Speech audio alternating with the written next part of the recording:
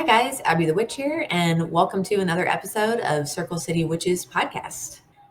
This is episode 2, part 1, and if you would like to see part 2, you can head over to Jasmine Ambrose's channel. Part 2 will be premiering live right after this. If you missed the live premiere, that is no big deal. It'll still be there. You can head over to Jasmine's channel and watch it. I am only really in part 1. Unfortunately, I did have to step away to help my son. He's totally fine. Everything was fine. But I did have to step away. So I was not in part 2. However, I did add a little clip at the end, kind of putting my 2 cents in and responding to what Cora and Jasmine had to say. Be sure to be subscribed to my channel and Jasmine's channel so that you can keep updated and watch all the episodes of the CCW podcast. That's all I have to say, guys, and I hope you enjoy. Hi, I'm Abby the Witch, and I scare my neighbors. Hi, I'm Core, Conjure Cutie, and I have 3 black cats. And I'm Jazz, and I may or may not have my gallbladder. This is the Circle City Witches podcast, and we are coming at you live and in color from the Circle City. Episode 2, right? Yeah. Episode 2. So in this episode 2, we will be discussing winter solstice, death, and the devil in black. All right, so I guess we can start with we broke this up into quest, and my quest was all about the mystery of death. Dun, dun, dun. And it says, death is a profound and often misunderstood part of life. Very true. This quest will have you explore the concept of death from various perspectives. So the first prompt is investigate how different cultures and religions view death and the afterlife. What are some common themes and differences? Okay, so it's probably not shocking, but the most common theme that I saw when researching among various cultures, it has roots in like the religion or spiritual beliefs, right? Whether it be because death is feared or because it's viewed as a part of life, it's considered sacred or at least very respected, right? And I think it really has to do with like Western or Eastern too. There's definitely big differences, but I noticed like no matter what, there's always some sort of like afterlife aspect in afterlife. There's always because it's like profound. Like there's no culture, at least that I found or know of, that really like thinks of death as just like, you know what I mean? Like whether it be like accepted as a part of life or feared, it's still highly respected. You know what I mean? And I think that's just like, I think a lot of that is just like human nature. Like it's like this big deal. It's like the beginning of the end to us. So it's looked at as like, yeah, it's just a big deal. And it's almost always rooted in spiritual beliefs and religion, or like this idea of afterlife. Let's see. Oh, a big difference that I noticed when I was researching among different cultures is how the bodies, like what people do with the bodies after the person dies, right? And what choices a person might make, right? I feel like here in the West, we have a lot of different choices, right? You can have cremation, you can have a green burial, you can have a traditional burial, you can have one of those like tree burials where you like your body is literally in a pod and it grows into a tree, which I think is really cool. And there's all kinds of, and it does depend on your religion. I feel like some religions, probably like a lot of Christians, like want the traditional burial. But for the most part, you have options, right? Whereas like in a lot of parts of the world, like especially in like the Eastern parts of the world, I feel like there's more like expected ways that your body is going to be dealt with after you die, right? Like there's a very traditional way that culture may or may not deal with the body. Yeah, but that all just depends. Again, that still just depends on the person's religion, ethnicity or background, and maybe even some other factors too. Like with me, like I don't want to be buried in the ground in a coffin because I want to be biodegradable. You know what I mean? So that influences what's going to be done with my body for sure. So examples of different funerals in different cultures. So the first one, and I had already heard about this. I don't know if you guys have already heard about this, but the Tibetan death ritual. I have heard of that, and it is Metal gnarly to as fuck. see. Gnarly to see. But It is. to them, it's normal, you know, Right. and it's a respectful, normal, Yeah, everyday thing. it's Like beautiful. it's unfazed. Unfazed. Yeah. But for me, like when I first saw it, I was phased. I was Oh, yeah. phased. It's a little shocking. Yeah, if you're not used to it. You know? Just Yeah. slightly. So for any of the viewers or listeners, if you have never heard of this before, a Tibetan death ritual, or in the West, we actually call it a sky burial, which they don't call it that, interestingly enough. I'll get to that. But it is a funeral, their death rite of passage, I guess you could call it that, where they take the person's body up to a specific, what they consider a sacred location, usually on top of a mountain, and they just leave the body out in the open. And usually, you know, I was reading that sometimes they just leave the whole body, but sometimes they chop up the body first and leave the body parts on the top of the mountain. And their idea is that vultures, different scavengers, but definitely vultures was the big thing I noticed. They believe that vultures are kind of like the, what's it called? The pompon, like A psychopomp. Yes. Yeah. Yes. I love vultures. Yes. Love. Me too. They kind of believe that they're like psychopomps of nature, right? And they will bring the person's spirits to where it needs to go. So to us, like you were kind of saying, Core, it's a little shocking and it's gnarly, but yeah, I to think them, when I found out about it, I was in middle school, so I just wasn't prepared, you know. Yeah. So just be prepared if you Google search it. Prepare yourself. Yeah. There was a trending reel that was going around on Instagram even of someone like chopping up like a human skeleton. It was like, because sometimes they chop up the body after it's been picked away. So there was a video of someone chopping up like a skeleton that was like, it was pretty much just a skeleton at that point. But like the ligaments, like the bones were still attached. Like a lot of the bones were still attached. But anyway, they will actually take the remains afterwards. I think I read that. Yes, the body breaker pulverizes the bones with a mallet. Wow. Okay. That's what I forgot about that. That's what I mean. The body breaker pulverizes the bones with a mallet, mixes them with yak butter and barley flour, and throws the mixture into the air. So it's kind of like spreading ashes, honestly. Yeah. Barley would smell nice. Yeah. And I feel like the top of the mountain where the remains of people's loved ones would kind of be reminiscent of like how in a lot of our cemeteries we have memory gardens where people's like loved ones' ashes are spread just in like a public garden. You know what I mean? And people go and mourn their loved one, but there's not necessarily like a set tombstone for each person. People also, sometimes there'll be people and animals. Sometimes they'll have separate memory gardens for like pets.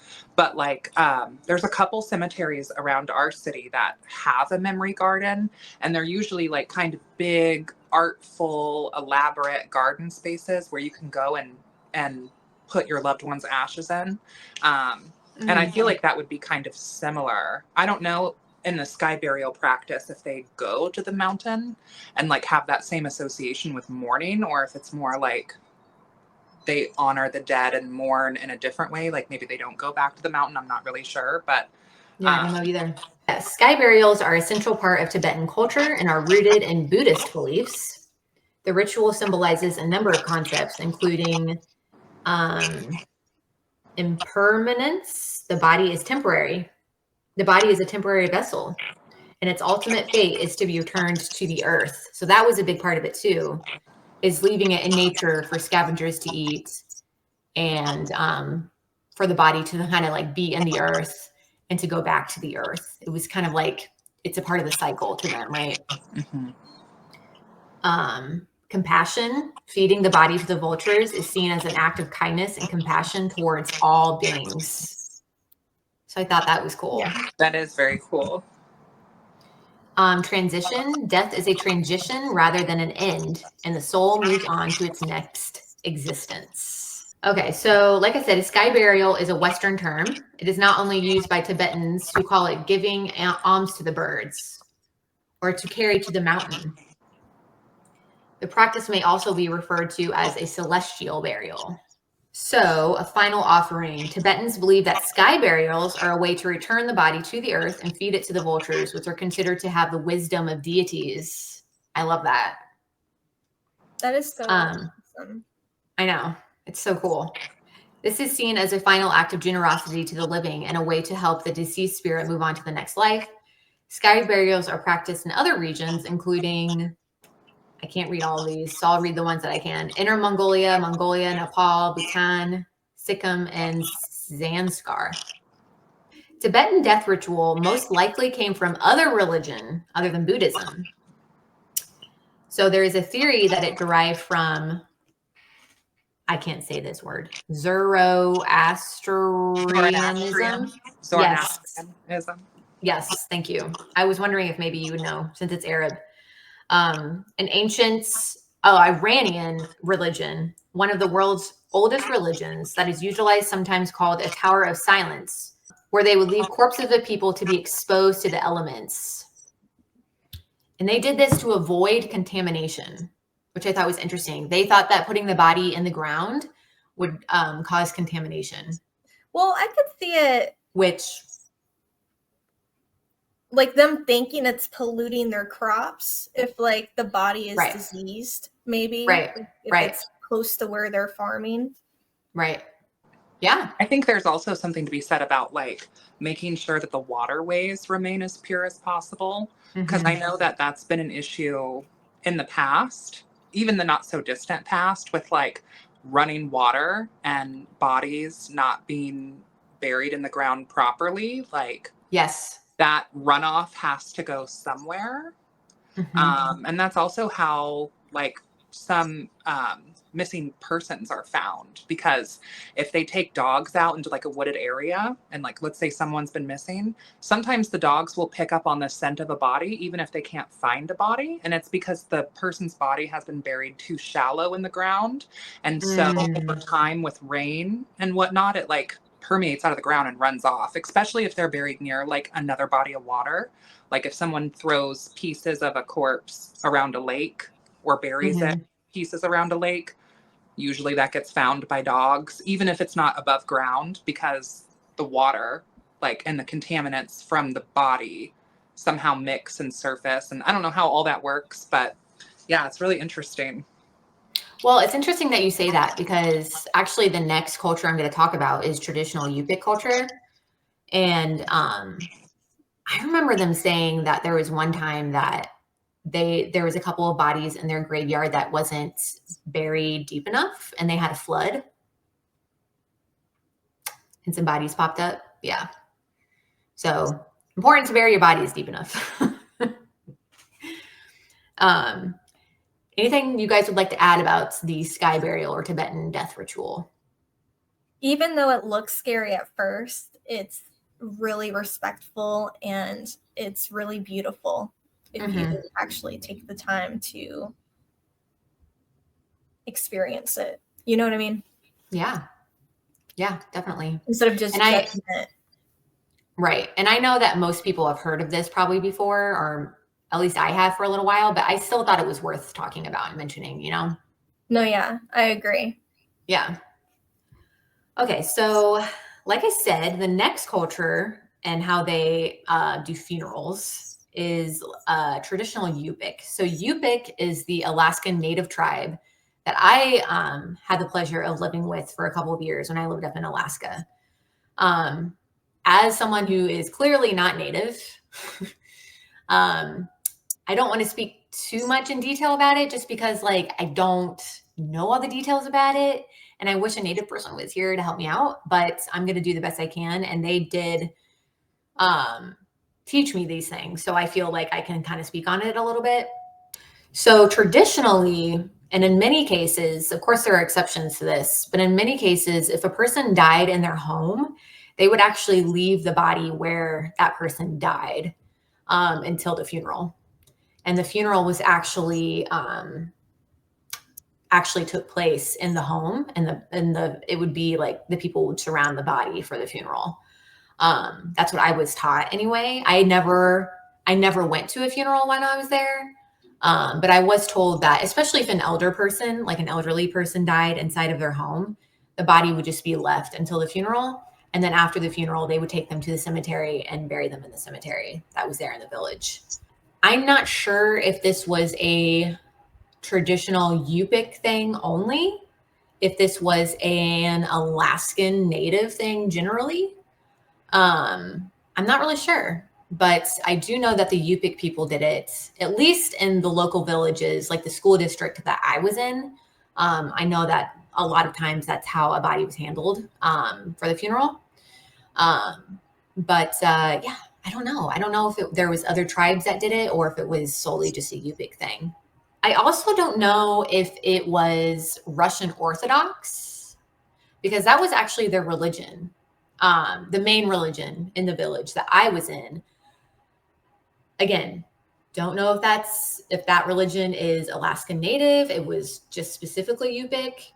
But I do know that in the Yupik village that I was in, their main religion was Russian Orthodox, which I think is super interesting.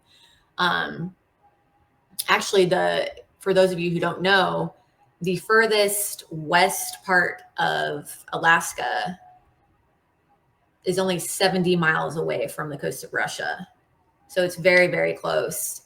And there were actually Russian settlers who came over. I forget when, it was obviously a long time ago. But there's a lot of influence, or like Russian influence on the Alaskan Native, at least the Yupik culture. There's even some words that cross over, like Russian words that are in the Yupik language. Fun fact too, Russians were the first ones to put Yupik down in written language, supposedly. You know how that goes. But supposedly Yupik was only a spoken language until the Russians came over and wrote it down. So interesting enough. So again, I don't know if this funeral tradition is Russian Orthodox, if it's Yupik, if it's Alaskan Native, but like I said, in the village I was in, that was how it was handled. And I thought that was like very interesting. And I had never heard of a culture doing that really before. I'm not saying there's not. I'm sure maybe there is. I don't know. But yeah. All right. So before I move on to the next section, I will mute myself if you guys have anything to add. I mean, no. Okay, so speaking of wakes, here, even like in the not so distant past in Indiana, it really wasn't super uncommon to actually have funerals in the home, especially in rural communities or in communities that weren't as affluent or didn't have as much means for transporting bodies and storing bodies. It was really, really common. And I think that's one of the origins of where we get sort of the funeral and burial practice that we have here in the West too, of like a wake. You know, there's like the funeral and there's like the wake, and sometimes there's like a repast. You know, there's different sort of like burial traditions that different religions and cultures have. But even for like the early pioneers and the settlers in Indiana, if let's say your husband passed away, you would probably keep him like in your living room and like prop him up on the table and wash him and bathe him and prepare him yourself, or possibly with family and loved ones, or maybe with other community members. And then the wake would come like the morning after, and people would come early and wake up early in the morning to go to the wake, which might be before the actual burial where they would be put in the ground, maybe at like more of a graveyard style if it's like a rural community, because if you were a member of the church, you'd be buried in the graveyard. But it wasn't until later that churches actually started like holding funerals. That was something that was kind of kept out of the church for a little while, until communities got larger and like third party spaces became more necessary. So we do have some of that history even here, as well. I'm sure there's probably like cultural or, religious influence there on how that might look. Like I know, for example, it's really customary in a lot of Middle Eastern culture to like actually wash your dead loved one yourself, as opposed to like just the body, being taken from a funeral home and them handling everything. It's kind of more customary for the body to be washed and purified through like sort of rite of passage of like there's smoke and there's incense and there's oils that are applied to the body prior to the funeral to purify the body of like any nasties that might, I don't know, right? But yeah, I think that that's kind of interesting too, because that really, we were having that here in Indianapolis. I mean, just about 100 years ago, our great grandparents' generation, some of them, if they were in this area or just in the States, period, could have attended a wake at some point in time. And I think it's so interesting how our Western culture has shifted so much. And I think a lot of that is really directly tied to the capitalization of death in America, because it's a multi-billion-dollar business for people to get, cremated and people to get embalmed. And they're trying to sell you $12,000 urns for your loved ones' cremations when you could stick your mom up in a cookie jar. Okay. And there's a lot of fear that we have around death, right? Like, dead bodies are unclean, and innately like dangerous, which if the person didn't die of like a deadly, highly transmittable disease, you're not going to die just by being around a dead body. Like, but I think that the capitalist culture here really, catalyzed on that and was like, oh, let's sell people to be afraid of their dead. You know what I mean? When really just 100 years ago or so, we were still having them in our living rooms. Like we were having the dead up in our living rooms and people would come by the window and pay respects even outside the home, looking through the window, like going to the wake and waking up early. So I think that is really interesting. Yeah. And I wonder how much of that, like that fear too, like even if they did that as like a way to make money, which totally makes sense. Like, yeah. I wonder if they got that idea, or like we still have like kind of like that culture from the Middle Ages during like the bubonic plague. Do you know what I mean? Like that idea that like the dead or like the disease in the air, like the foul smelling air. I don't know. It's interesting. But and I also wanted to add too, after I was done talking, I realized too, I feel like some Hispanic cultures do the same thing with their dead. Like they might leave the dead. I don't know if it's more like traditional beliefs or like Catholicism. I don't think that, I don't know. But I feel like some Hispanic cultures, maybe they might leave their dead in their home for a while. I'm not sure.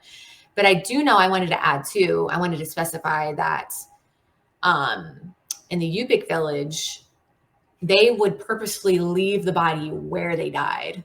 Like if that person died on their kitchen floor, they were left on the kitchen floor until the funeral, which I thought was really interesting. I guess maybe they thought that was kind of just like a respect thing. I don't know. So I just wanted to specify that. So the next part on my quest was reflect on how the concept of death influences your own life and beliefs. How do you find meaning in it? So I kind of wanted to talk about more specifically how death and death energy, death currents affects me in my spiritual practice, really. It has a heavy influence on my practice. and spirituality and in witchcraft, which those go hand in hand for me, really, most of the time. Death means a lot, right? As witches, we know that. Endings, so like banishing, I use death energy to put an end to something. Sacred rage or wrath works well with utilizing death energy for banishing or even for baneful workings. Some witches say banishing, binding, and protection magic is a form of baneful workings. Some do not. I don't know. I don't know how I feel about that. I just figured I would put that in. I mean, I guess technically bindings or protection magic could be baneful because it's against someone's will. But I don't know. You can add to that in the end if you guys want to. It can be used for cleansing. So I use a combination of dark moon water, which I associate the dark moon with death energy, death currents. I'll charge water under the dark moon, and it will be my dark moon water, or I'll call it my death water. And I'll mix that. Corey, you actually used it after we visited our cemetery. I'll mix that with Florida water, and I think that's very cleansing. Death incense also. So I will collect things that represent death, like dead bugs, dead leaves, dead plants, bark from a dead tree, even dirt in like a liminal space, or you could do graveyard dirt and mix that together. And that's incense that you burn can be very cleansing. You can also burn that during baneful workings as well, or banishing. And then the devil in black too. So should I mention this now? Is that okay? Okay. So the devil in black. So as trad witches, well, some trad witches, sometimes we view the devil as the four seasons, right? The devil in black represents winter, right? So a face of that to me is death, or you could look at it the other way around. Like a face of death is the devil in black.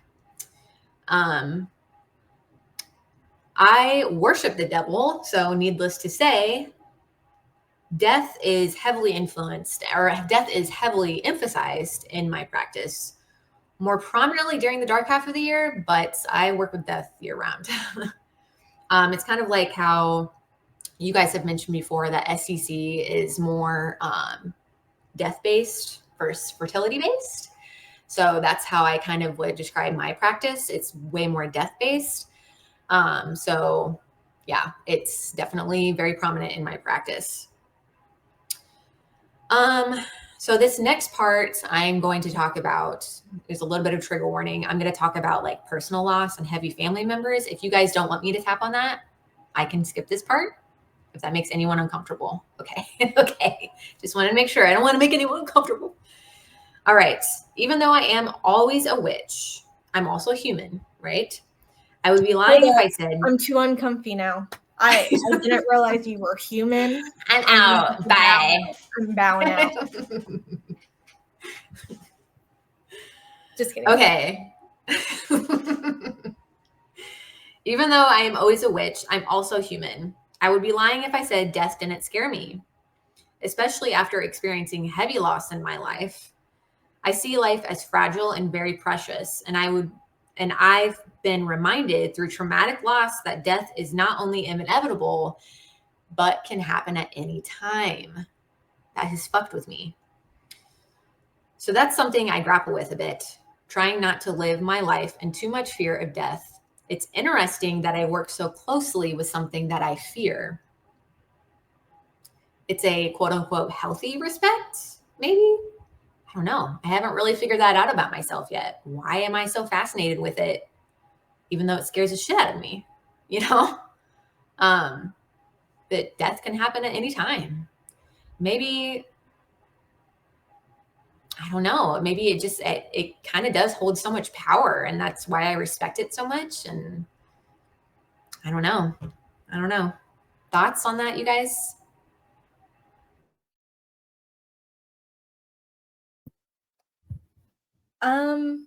I mean, death scares me too, but I feel like going back to traditional witchcraft and the three souls with the red, black, and white souls, that kind of helps the fear dissipate, if you know what I mean.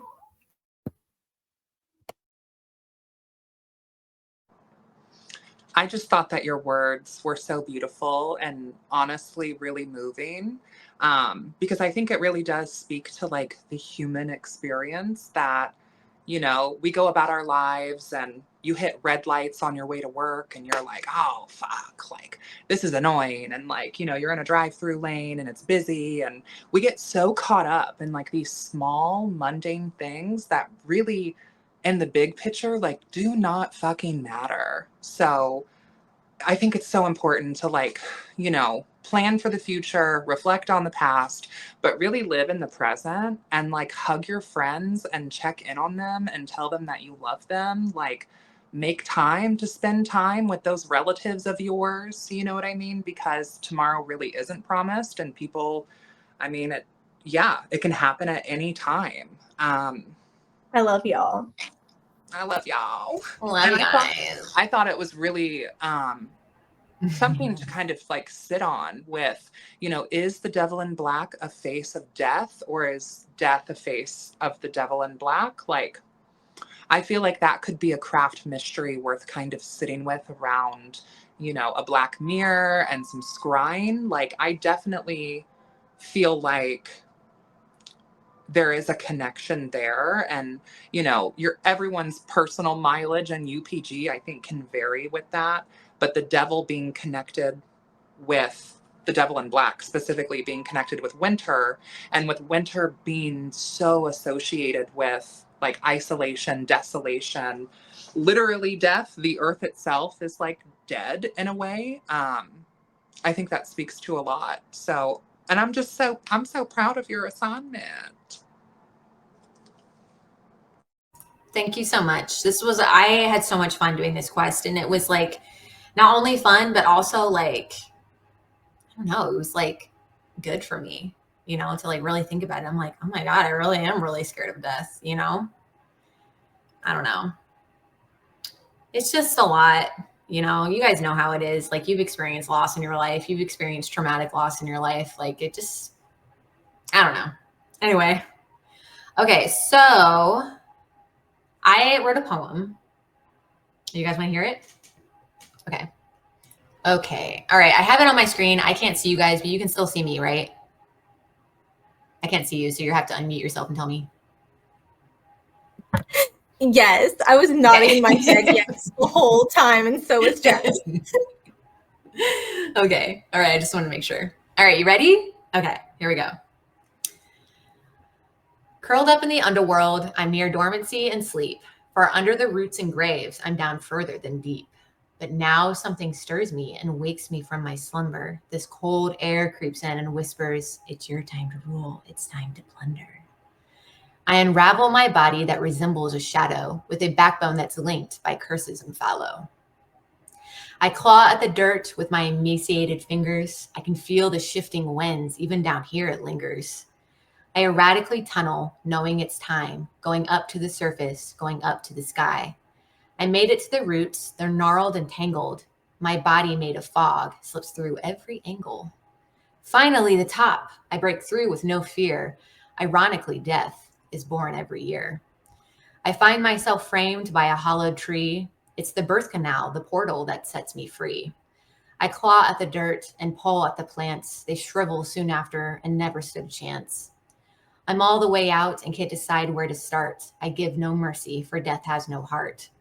I begin touching trees that are still lush and green. Their leaves turn orange and call me a fiend. I sweep through the forest, freezing creeks, drying nest. I get done with the woods and say, what's next? Bolting up to the sky, I cast darkness over the land. This half of the year, I grasp firmly in my hand. Unrelenting but necessary. Beings beg for the light. My sibling gives, I take. It goes together like day and night. Ta-da! Damn, Abby, you got some bars. Straight up. Yeah, that was really good. I liked that. That was good. You should give Thank yourself you. a little pat on the back, you know. Thank you. It felt good to write again. I haven't written a poem. I used to do creative writing all the time. So I that really felt liked the good. womb reference that you put in there. It was good. Oh, Oh, like the hollow tree, the birth canal. Yes.